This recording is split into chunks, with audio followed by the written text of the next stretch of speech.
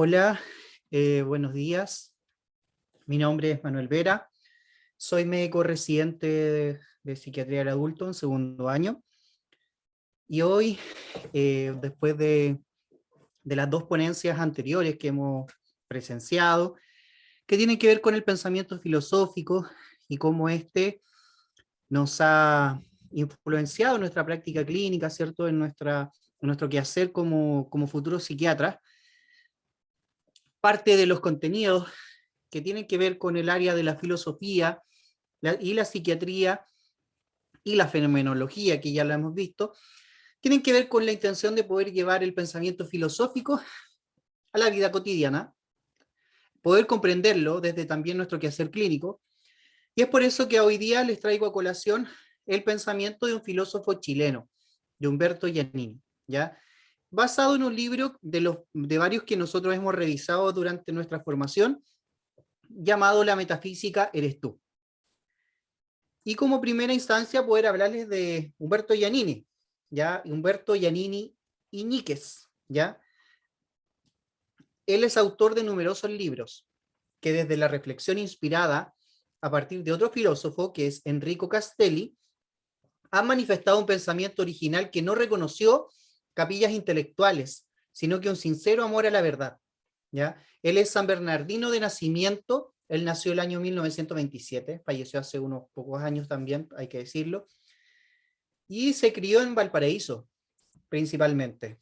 Él fue afectado grandemente por lo que fue la dictadura, el golpe militar del 73, y él en base a ese golpe militar y en base a lo que sucedió con nuestra sociedad chilena, nos menciona cómo esto también fue cambiando la vida cotidiana y el quehacer de la sociedad antes y después, ¿ya? Él estudió hermenéutica y filosofía de la religión en la Universidad de Roma, que es autor de numerosos libros, y uno de los que vamos a ver hoy día es La metafísica eres tú, ¿ya?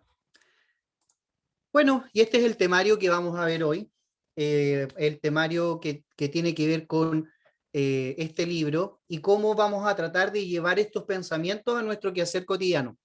Reitero desde ya que no va a ser fácil lograr esto, ¿ya? Porque hay algunos conceptos que no son eh, fáciles de poder llevar a lo cotidiano y poder comprenderlos. Bueno, comenzando entonces vamos a hablar sobre el ser y pasar, ¿ya? La ética permanece inseparable de la experiencia moral. Una reflexión refleja en algún grado vacilaciones y cuestionamientos hechos por el autor respecto a su propia vida.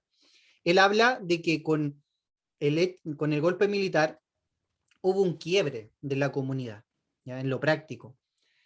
Y esta búsqueda exacerbada de la diferencia, de lo diferenciado, se inclinaron al autor hacia una reflexión ética ligada a la búsqueda de lo común, ¿ya? Y esto se debió principalmente al quiebre de la sociedad en la cual él vivía, en las formas más elementales de la existencia en común, de las relaciones públicas y privadas. Por tanto, él nos habla de la reflexión cotidiana, ya la reflexión cotidiana como la búsqueda de lo común. Esta no puede ocurrir, fíjese, no puede ocurrir sino en el encuentro. Cuando hablo del encuentro me refiero a cuando dos personas dialogan, cuando dos personas se cruzan, se miran a los ojos y se comunican, ¿ya? Es en la comunicación con el otro, es así como el autor concibe el proyecto de una reflexión cotidiana. Y ahí hay tres sentidos del término reflexión, que ahí los vamos a ver en la diapositiva siguiente. Por lo tanto, en la vida cotidiana, en esta experiencia del pasar, esto es lo que simplemente pasa cuando no pasa nada. Por ejemplo, cuando tú vas en la micro, cuando estás entrando, no sé, a un lugar a hacer un trámite.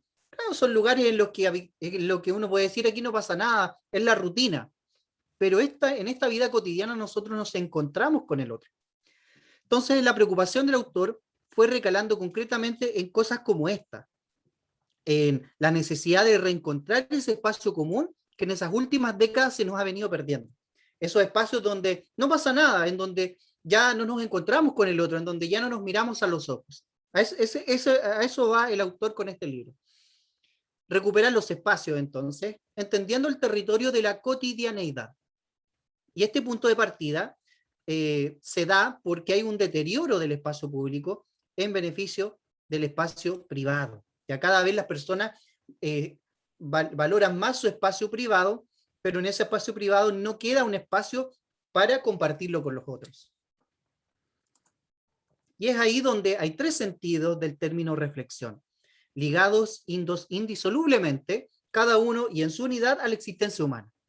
Por un lado tenemos la reflexión cotidiana, que sería como esta unidad rítmico-reflexiva de salidas y regresos al punto de partida, cumplida por el ser humano a lo largo de su existencia. O sea, estos momentos en que salimos y entramos de nuestro domicilio, de nuestra mente, y reflexionamos sobre lo que sucede, ¿ya? Pero esto dentro del mundo en el cual estamos insertos, a diferencia de lo que es la reflexión psíquica, en donde hay una conciencia que se proyecta fuera de sí, y luego vuelve y se detiene sobre sus propios contenidos para interrogarlos y hacérselos transparentes. O sea, la reflexión psíquica es parecida a la cotidiana, pero no se inserta en el mundo. Sucede solamente en el ámbito de la conciencia. Y la reflexión social lo voy a dejar hasta ahí, porque pronto voy a hablar más en grueso de eso. Entonces, en esta rutina cotidiana, parte desde un centro relativamente invariable para recogerse nuevamente en aquel centro articulador de las salidas. Y a eso nosotros le llamamos el domicilio. ¿Ya? Esta reflexión cotidiana, circadiana, es pues el domicilio, el espacio público, el domicilio. El domicilio es el punto fijo desde el cual organiza sus salidas y el que le confiere diariamente su propia orientación. Desde el domicilio se estructura el mundo, ¿ya? Entonces, si la cotidianidad está caracterizada por el pasar, el domicilio simboliza la contrafigura, el contratiempo del pasar, la retención. Por lo tanto, tenemos que saber identificar lo que sería la reflexión y la identidad. En la reflexión sería un proceso de identificación inseparable de mi reflexión cotidiana. Habrá que preguntarse si la reflexión circadiana ha de servir solo de guía y como metáfora de la reflexión psíquica. Relación de continuidad y progresión. Debemos ser cuidadosos, por lo tanto, de unir nuestros modos psíquicos de ser reflexivos con el modo de ser espaciales. ¿Ya? La experiencia real de identidad no se limita a un pasivo acto de captarse cada cual como el sujeto de tales y cuáles pensamientos. ¿Ya? El hecho decisivo es tener ligado a mis pasos el hacia dónde van y para qué y por qué. Es decir, no olvidar en el camino las conexiones por las que voy armando la hebra diaria de mi biografía.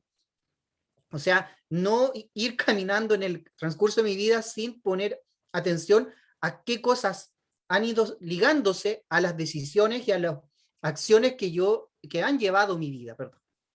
¿Qué es lo que la vida domiciliada pretende infructuosamente retener? El ser. ¿Ya? Y la identidad de mi ser no está asegurada por el pienso luego soy, como lo decía Descartes. Lo está en cambio por otras reflexiones que sería espacial, esta reflexión cotidiana. Yo retengo al pasar. ¿Y dónde paso? ¿Por dónde paso? Por el mundo en el cual estoy inserto. No todo ocurre solamente como un acto de conciencia, también ocurre dentro de un mundo, y ese mundo en el cual habitamos, cada uno de nosotros. Por lo tanto, en la eticidad de la vida, y me disculpo hay un error ahí de encaje, ¿cierto?, en el diseño. Bueno, la eticidad de la vida va a ir de varias partes a otras. Primero, tenemos que identificar lo que es la acción comunicativa y la ética. El hecho de encontrarme con el otro, de establecer un vínculo con el otro, es una acción comunicativa. Toda acción comunicativa comporta cierta experiencia moral y toda experiencia moral comporta algún tipo de acción comunicativa. Comunicar es ante todo una acción, un speech act, ¿ya? El fin de toda acción comunicativa es promover una cierta respuesta, una reacción en el sujeto a quien va dirigida esa palabra. Cuando yo dirijo un comentario, estoy poniendo ante los ojos de otra persona una acción comunicativa que va a requerir de una respuesta. Por lo tanto, en esta acción comunicativa también van a haber modos de significar. Entonces, la experiencia de un encuentro humano no puede ser sino una comunicación. Propongo, me responden, ¿cierto? Proposición y respuesta. entre personas, entre seres que tienen el privilegio ontológico de ser recíprocamente uno ante el otro. Por tanto, la comunicación sería una experiencia moral, ¿cierto? Cuando yo pongo ante los ojos del sujeto una acción comunicativa. Va a haber un referente objetivo y un significado, y estos van a constituir la estructura de cualquier acción comunicativa. El significado de la acción, por ejemplo, de donar, es diferente al de prestar, o al de mostrar, o al de vender, ¿cierto? Todos van a tener un significado distinto, aunque yo esté poniendo ante los ojos de otro algo, ¿cierto? Algo que voy a vender, algo que voy a regalar, algo que voy a prestar. Estoy poniendo ante los ojos un objeto o una acción, pero la acción va a ser distinta por el significado, ¿ya? Por tanto, hay una exigencia de reciprocidad. Lo medido es el cumplimiento de la exigencia de reciprocidad inherente al significado de esta interacción. Es importante, mi receptor no es cosa prevista, es un sujeto a quien yo le cedo la iniciativa por el hecho mismo de hablarle. Y la emergencia del mal moral se refiere a que la crítica, el enjuiciamiento, vienen de cuando se experimenta una desinteligencia, un quiebre en el significado de aquello realizado en lo común. Hay una experiencia de desolación y ofensa que también lo vamos a revisar más adelante. Cómo debió ser la acción malograda y cuál debió ser su buen término. El diálogo moral se abre como proceso a la no reciprocidad, la injusticia en algún momento de los múltiples modos de darse en la interacción cotidiana. La experiencia moral surge en el mundo civil desde la experiencia de la privación y del mal. Nuestro propósito es detenernos en que todavía no sabemos distinguir entre una cosa buena y bien, donde el término bien es un problema. Un problema que trataremos de resolver a partir de la experiencia cotidiana del defecto. El mal será como el colorante revelador que nos permite mirar hacia dónde apuntan las ideas de lo bueno y de bien y si éstas se tocan en algún punto real. Esto lo plantearemos desde las cosas. El mundo está constituido de cosas, cosas útiles esencialmente. Entonces, ahora vamos a entrar a lo que dejé, ¿cierto?, para más adelante y que dije que lo iba a mencionar, que es lo que es la reflexión social. La reflexión social ocurre primariamente en la comunidad de una lengua, en una comunidad que comparten hechos comunes. Y el primer hecho común el cual compartimos es un mismo lenguaje. Es a través del lenguaje que es sabido por todos y todas, en donde hay un permanente traspaso del mundo entre los que conviven en un mismo espacio social. Y es por eso que las sociedades históricas son modos transtemporales de coexistencia, porque ahí es donde ocurre este traspaso de mundo entre una generación y otra. Por lo tanto, la reflexión social serían los modos permanentes por los cuales una sociedad se vuelve sobre sí misma y tiene una conciencia de la propia temporalidad histórica, modos formales mediante los cuales una generación se encuentra reflexivamente con la nueva generación. ¿Y dónde, crean que, si nos hacemos la pregunta, dónde es el lugar por excelencia donde ocurre este traspaso generacional? En el colegio. ¿Ya? Eh, por eso que volverse hacia sí misma ocurre en la pausa, y eso se le llama escola, ¿ya? Es en la escuela, en la educación infantil, en la educación juvenil, en donde la sociedad empieza a pagar la deuda con la generación que viene, ¿ya? Porque todos hemos sido arrojados al mundo, como diría Heidegger.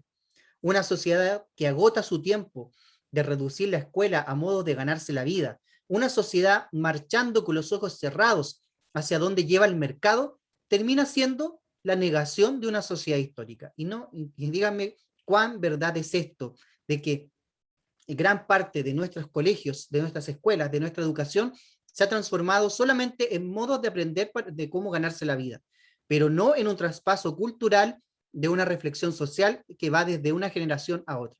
¿Cuán distinto sería el modo en que vemos el mundo que nos rodea si los principales lugares donde ocurre la reflexión social se diera tal como nosotros lo estamos exponiendo en este texto de Humberto Giannini?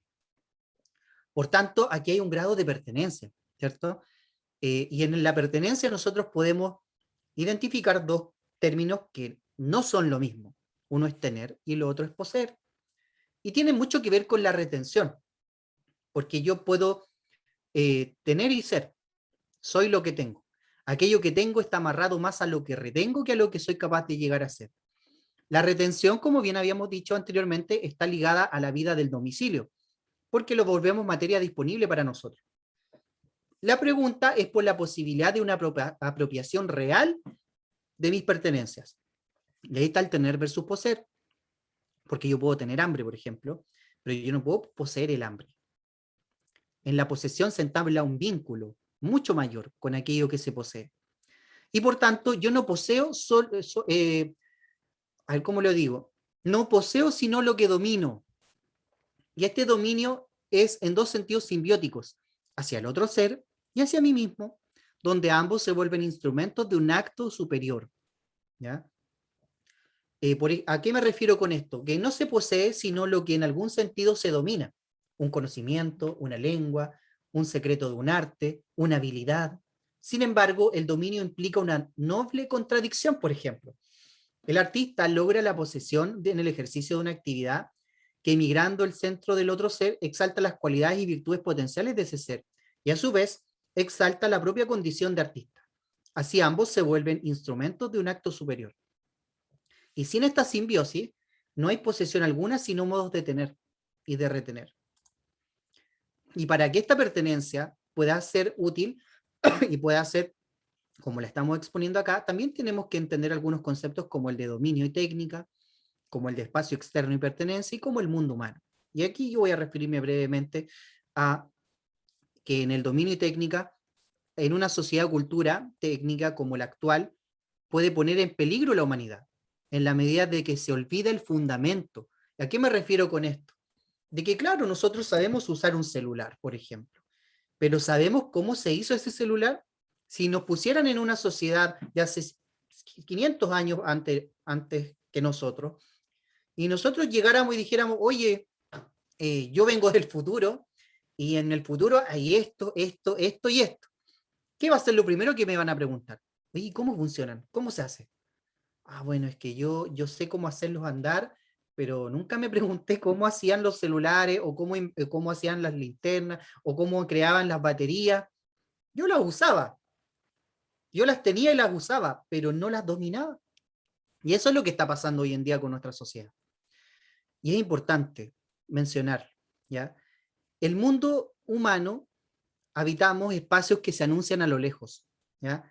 Y es muy distinto al espacio biológico, como el espacio de una abeja, de una libélula, una mosca, que observamos al volar. Para ellos, el mundo es distinto, su espacio biológico es diferente al de nosotros, porque los seres humanos no solamente ocupamos un espacio biológico, perdón, sino que también ocupamos un mundo. Y este mundo está conferido de espacios, espacios familiares, espacios sociales, espacio de una consulta médica, entre otros. ¿Ya? Si el ser en el mundo es una priori del ser humano, falta una referencia, el paisaje, sin el cual no hay un absoluto mundo de la vida. Y aquí en el mundo humano nos podemos detener en las investigaciones de Merleau-Ponty, que es un filósofo muy conocido. Estas fueron decisivas para impugnar la relación aislada de un sujeto percipiente a un objeto percibido, de presencia a presencia, sin historia, sin mundo como horizonte y escenario de toda comprensión. Solo un ciudadano percibe, por ejemplo, sin problemas cuando un semáforo cambia de luz verde a roja. Resulta peligroso atravesar la calle si cambia de luz, ¿cierto? El transeúnte percibe en el cambio de color una advertencia sobre el mundo circundante que otro ser sin hábitos ciudadanos no percibiría. Y ahí está la diferencia del mundo humano con el espacio biológico. Actividad y acto. Importante mencionar acá lo siguiente. La vida humana es cíclica por poseer ritmos en la actividad y en el reposo dentro de su mundo. Las actividades se relacionan más que con el espacio, con el tiempo. La unidad mínima de los movimientos propiamente humanos es la acción, en que ésta está presente con una intención. ¿Ya? Y en los actos de conciencia, la interacción comunicativa es lo que ocurre entre dos subjetividades. Ni el ser consciente de sí en lo que se hace, ni el querer aquello que se hace son acciones en el mundo, sino actos privados de cada sujeto que no obstante soportan la interacción. Y ahí está el querer, el ser consciente, el tener la intención de. La conciencia encarnada, y esto lo hablaba también Merleau-Ponty, se reconoce a sí misma en el yo quiero tomar agua, yo quiero hablar, yo quiero hacer esto. Hay una intencionalidad. Saber que se tiene miedo es un acto de conciencia. Tengo miedo. Pero ese acto de conciencia me lleva a una acción. Y esa acción es huir del lugar en el cual estoy, cubrirme o cualquier acción asociada con la idea o este acto de conciencia que es tener miedo. El miedo entonces es algo que me pasa y el saber inmediato de ese estado está adherido al hecho de sentirlo, como el frío en la piel, nuestro cuerpo, nuestra conciencia que está encarnada también a través del cuerpo, va manifestando sensaciones asociadas a estos actos de conciencia. El saber del no saber. ¿Para qué canto? Por ejemplo, no lo sé. Hay muchas cosas, preguntas que la gente nos hace de cosas que nos gusta hacer y que no necesariamente tienen una respuesta argumentativa. ¿Ya? Nosotros podemos hacer algo porque queremos, o no hay mayor explicación. No saber qué contestar o responderla como algo inexpugnable porque quiero, porque me gusta, porque sí. Y es importante eso, el saber del no saber, porque eso genera una trascendencia también. La trascendencia del acto ajeno de conciencia. La relación intersubjetiva es relación al otro en cuanto reconocido como otro. El otro, en esta trascendencia, sería un ser inexpugnable, inobjetable. Y esos son nuestros pacientes, son personas que no podemos reducir a un conjunto de síntomas y signos, a un conjunto de criterios que si se cumplen generan un diagnóstico. Son otras personas, son seres humanos inobjetables, de los cuales no vamos a conocer probablemente su totalidad en ningún momento. Siempre algo se nos va a quedar, algo va a quedar oculto. Llamaremos acto entonces a las ocurrencias de cada actor y acciones a los movimientos reales. Y cada acto, cada acción va a tener una intencionalidad. ¿Ya? Prosiguiendo entonces, en el acto de comunicarse, el prójimo habita en este espacio público. Con el prójimo nos comunicamos, ¿cierto? Ya lo mencionamos eso. El otro es inobjetable, también lo dijimos. El poner ante los ojos también fue algo que mencionamos, ¿cierto? Con la comunicación nosotros ponemos, ya sea con palabras o con gestos, algo ante los ojos de otro. El habla es una acción, conducta sostenida por la voluntad. Al comunicar, le cedemos al otro la iniciativa de responder. Y toda acción comunicativa es apofánica. Revelamos algo, ponemos algo ante los ojos, el mundo está compuesto de hechos. Y es importante en el poner ante los ojos entender también esto, de que yo al poner algo ante los ojos de otro, va a existir una respuesta. Y estoy esperando una respuesta, aunque sea de manera inconsciente. En el ser de la acción comunicativa, el ser propio de una acción cualquiera es idéntico a su significado. Que sea la acción de declarar es idéntico a preguntarse qué significa. Significado sería una cualidad esencial, asignable a la acción humana. Significado denota una cualidad no necesariamente intersubjetiva. Tejer, por ejemplo, significa una acción, pero no una acción comunicativa, ¿cierto? Que nuestro planeta gire en torno al Sol es una referencia objetiva. Es decir, en cambio, yo adhiero, ¿cierto?, a la teoría de Copérnico, que es una acción, ¿cierto? La acción de decir la verdad no es lo mismo que el acto de saberla y no decirla. El significado es el modo de relacionarse entre los sujetos. Esto es la acción de comunicarse. Cuando hablamos de una mirada teórica y una mirada práctica, nos referimos a que la verdad como cualidad de la voluntad del sujeto que habla. O sea, en cualquier acción comunicativa participa la voluntad del emisor y éste participa vitalmente en el significado de lo que expone. Se expone a sí mismo en diversos grados de intensidad. Las ciencias son amorales, ¿ya? En lo cotidiano no domina lo científico, sino el temor a la mentira, a los sofismas, a la ideologización, de la verdad en los hechos contingentes de la vida en común vive en un estado permanente de interpretación en torno a los significados consabidos y en un estado permanente de conflicto y de ajustes de tales significados. En la ética, por tanto, destaca las importancias relativas entre lo objetivo y lo intersubjetivo. No pone el mundo entre paréntesis en cierto sentido, lo pone al revés. Hace emerger a primer plano aquellos modos de significar sacrificados por la coherencia atemporal del discurso teórico. Entonces, importante lo que acabo de mencionar respecto a la ética. Y, por ejemplo, cuando hablamos del hablar y la escritura, porque nosotros ya tenemos claro que el hablar es una acción comunicativa, pero la escritura es tal cual lo mismo. Lo primero que debemos decir es que la escritura remedia distancias, sí, espacio temporales. Yo puedo leer algo que fue escrito hace 500 años atrás y conocer el pensamiento o interpretar el pensamiento de alguien que escribió hace 500 años atrás. ¿Ya? Por lo tanto, remedia distancias.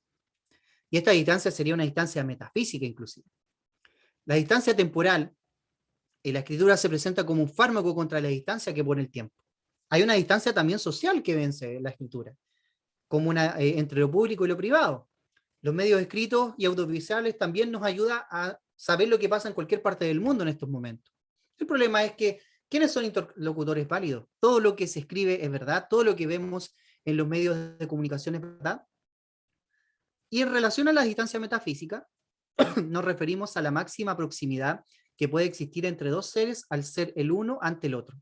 No solo hay una distancia metafísica respecto del prójimo, también hay en mi propia subjetividad de mi respecto a mí. Cortito esta parte, mencionar que juzgar es un acto, proponer es una acción. Y es importante, cuando yo juzgo, yo doy un juicio. A eso nos referimos con juzgar. Después nos vamos a referir a lo que es enjuiciar. Juzgar es decir algo que está sucediendo tal como lo estoy viendo. Es un veredicto, es dar un dictamen, ¿ya? Por lo tanto, es un acto. En cambio, proponer es una acción, ¿ya? El proponer implica como principio enunciar, anunciar como verdadero lo que se dice. El cómo es el problema, ¿ya?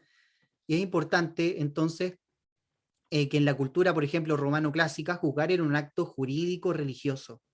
¿Ya? En esta parte del libro, el autor le interesa investigar por cuáles medios y hasta dónde el ser humano es capaz de conocer las cosas y cuál es el criterio para saber si tal o cual conocimiento es verdadero o una pura ilusión. Juzgar es contrario a intuir. Se intuye lo que es uno e indivisible, lo simple, lo elemental, lo específico. Se juzga lo que puede ser de esta o de otra manera, lo que aparece y desaparece. Nuestros juicios corren siempre el riesgo de errar, como el juez. Porque yo digo, ya, tú eres culpable. Y ese es el juicio, un dictamen. Algo concreto. ¿Pero realmente eres culpable? ¿O eres realmente inocente? Ese es el riesgo del juzgar. Y tiene mucho que ver con el enjuiciar, perdón.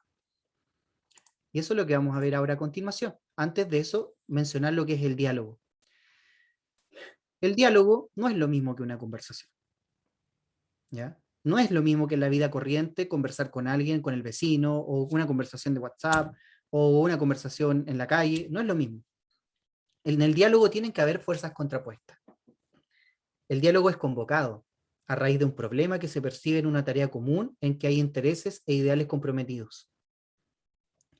El diálogo tiene, así como casi toda experiencia ética, un origen negativo, regido por un principio de veracidad, buscar lo más convincente para las partes. O sea, el objetivo del diálogo no solamente poner sobre la mesa a dos fuerzas contrapuestas, sino que también llegar a un acuerdo, ¿cierto? Llegar a un consenso.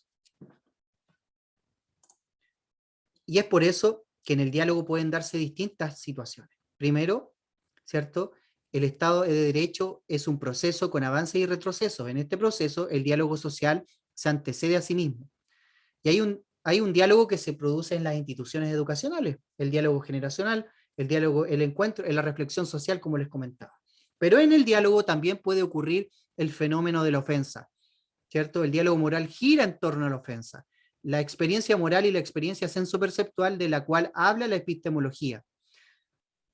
En el fenómeno de la ofensa ocurre este proceso de herida y vulnerabilidad, porque nos sentimos vulnerados, nos podemos sentir ofendidos frente a algo del diálogo que pasó a llevar nuestra forma de ser en el mundo. La ofensa se experimenta como una degradación de la dignidad, madura en un resentimiento por el que la herida vuelve siempre a sangrar. Entonces la pregunta que más puede interesar a la ética que proponemos es cómo regresa el conflicto moral larvado al cauce del diálogo abierto, cómo se reavecinan las partes cuando el resentimiento o el temor no han vuelto mudos a los actores, cuál es, en fin, el camino de la reconciliación que efectivamente puede lograrse en el diálogo moral. Y es en el diálogo moral en donde se produce el fenómeno del enjuiciamiento. El enjuiciamiento es el polo negativo, el resorte que va a hacer saltar el conflicto como un proceso dialógico. Denunciar, que sería el punto de partida, es poner ante los ojos hechos visibles, supuestamente verificables. De lo que sí no podemos verificar es la intención de quien está detrás de esos hechos. Enjuiciar sería pretender decretar desde nuestra distancia ontológica quién es el otro y qué intenciones oculta. El enjuiciamiento no es en sí mismo una acción realizativa. Quien enjuicia no percibe o no quiere reconocer lo que está haciendo y puede ser en silencio. ¿No? Enjuiciar es entonces interpretar la intención de alguien en una acción que sí es denunciable, ¿ya?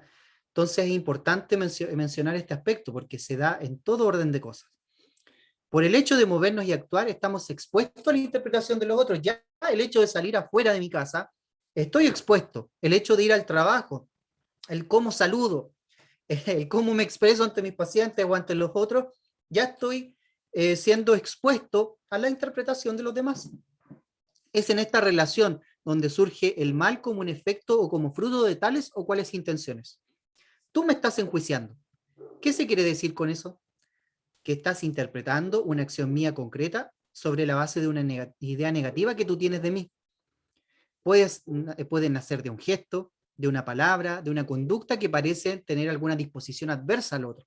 O esa típica expresión, saliéndome un poco del lenguaje más formal, me caíste mal. Es como una percepción, me caíste mal. ¿Y por qué no? Es que por los gestos, por la forma, por cómo llegaste, cómo saludaste. No, ni siquiera saludaste, ya te enjuicié. Y muchas personas al sentirse enjuiciadas también se justifican.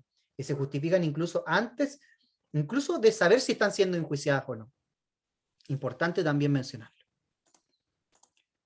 Es por tanto que también el justificarse es una acción muy común en la sociedad, porque estamos sometidos al enjuiciamiento de otros, por tanto casi siempre estamos como llorando antes de, o sea, antes de sangrando, ¿cierto?, de la herida, estamos justificándonos, estamos atentos muchas veces a las miradas de los otros, muchas personas tienden a patologizarse debido a eso también, ¿ya? Mientras el enjuiciar no puede ser un acto reflexivo, la justificación no puede dejar de serlo. Es común que alguien haciendo algo para justificarse de un hecho del que se siente enjuiciado, no diga que se está justificando. Y para finalizar, les quiero hablar de una experiencia límite, la experiencia del perdón, de la cual Humberto Giannini nos habla de manera muy magistral en esta última parte de este libro, y que, como bien les comentaba en un principio, tiene que ver con esta visión de cómo la sociedad fue cambiando debido a los hechos deplorables que ocurrieron hace tantos años, pero que hasta el día de hoy tienen un efecto en cómo funciona nuestra sociedad. La finalidad. La acción de pedir perdón no parece tener un fin fuera de sí, ¿ya?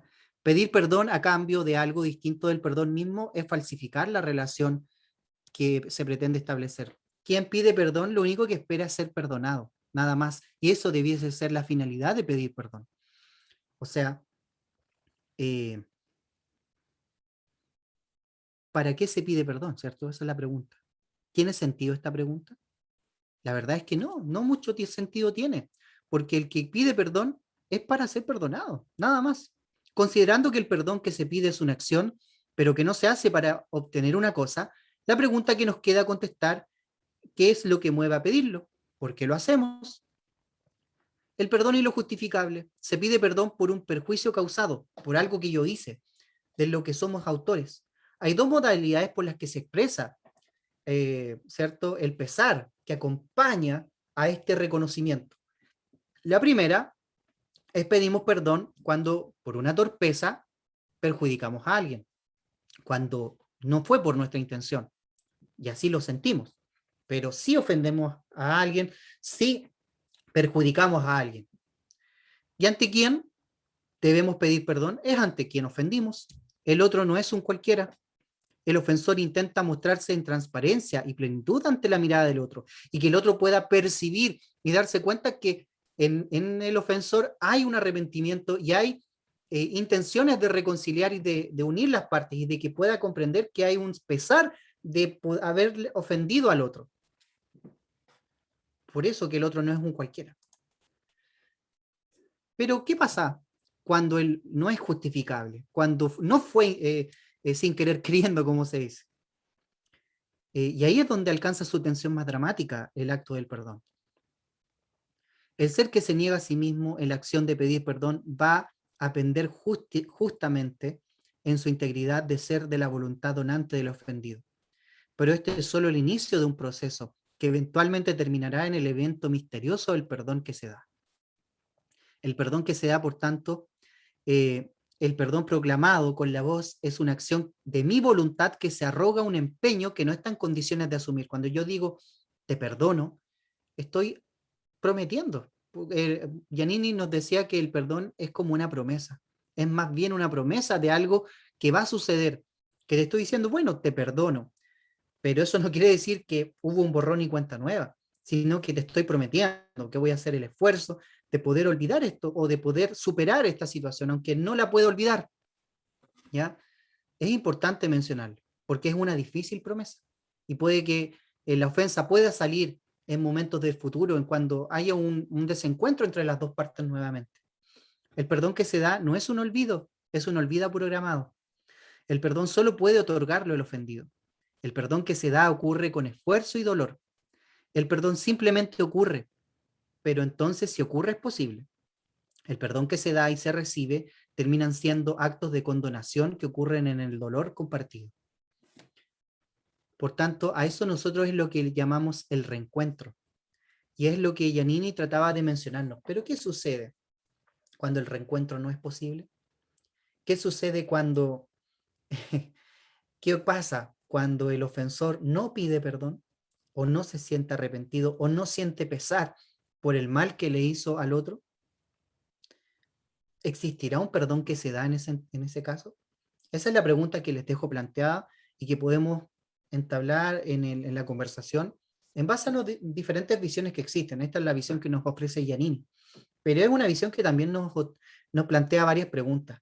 Y es por eso que yo quisiera dejar esa reflexión agradeciendo la atención en esta ponencia y esperando que haya sido de utilidad para poder comprender desde la base del pensamiento filosófico de Humberto Giannini, filósofo chileno, eh, cómo la filosofía, cómo el encuentro con los otros, cómo estos actos de conciencia y las acciones que conllevan los actos de conciencia podemos entenderla a base de nuestra vida cotidiana y a base del compartir social con los otros. Que tengan un excelente día. Y bueno, ya vamos a ir entonces a la mesa redonda donde podremos compartir estos pensamientos y también lo que hemos hablado en las ponencias anteriores. Que estén bien y que tengan un excelente día.